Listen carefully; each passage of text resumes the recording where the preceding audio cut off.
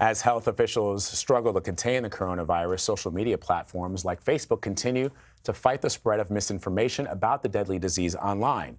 David Klepper is a reporter for the Associated Press. He joins me from Providence, Rhode Island, with more.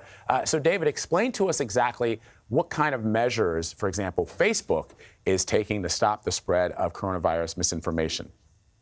Sure. Thank you for having me. Facebook and all the other social media companies are really grappling with what to do right now with just a wave of misinformation, false claims, hoaxes about the coronavirus. Facebook announced some steps last week, including a move to remove any posts or content that make potentially dangerous claims about the disease. They said they want to focus on claims about treatment or claims that discourage people from getting medical attention. We've been tracking the misinformation on the coronavirus at the AP, and we've seen hoaxes about bleach being curative. We've seen claims that the disease was actually manufactured. So there's a lot of bad information out there, and I think the social media platforms understand they have some role in trying to stop it. And so you mentioned just a couple of some of the misleading claims that have been circulating online. What else have you seen? And if we're going to talk about hoaxes and misleading claims, let's also tell people what the truth is. Absolutely. And the truth is bleach does not cure the coronavirus, and there is no evidence it was manufactured by anyone.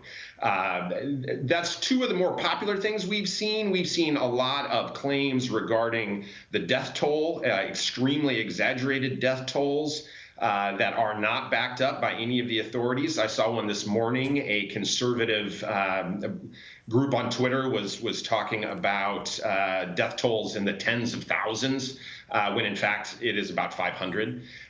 So, it's incredibly important that people get real information about this, not only to reduce panic, but also so that people that are legitimately concerned about catching and treating this disease can get the information that they need.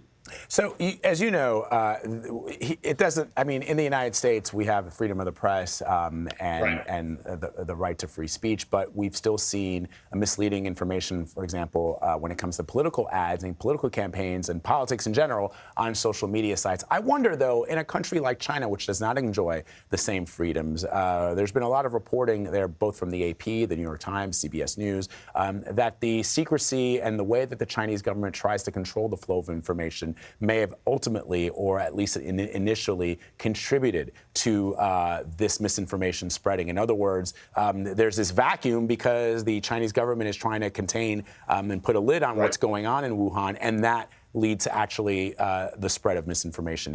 Have you seen that as well?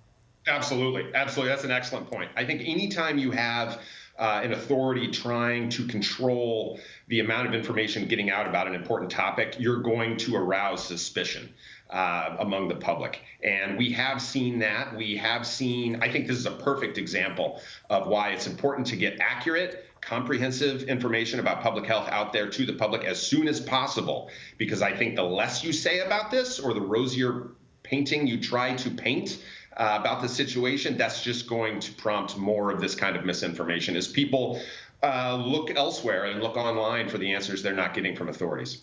And are there any other online giants that are sort of working to stem the flow of misinformation? Yeah, absolutely. They're all trying, and they all have slightly different approaches based on the platform, whether it's YouTube, Instagram, Twitter.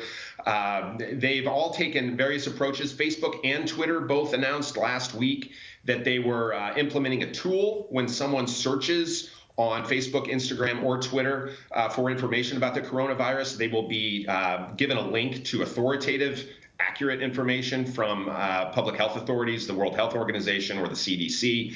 And Instagram, Pinterest, all the others have announced steps that to attempt to remove false information, or at least give the people that are looking for information links to good sources that actually know what they're talking about. Very good point to make there. David Klepper from the Associated Press. Thank you, David. Absolutely. Thank you.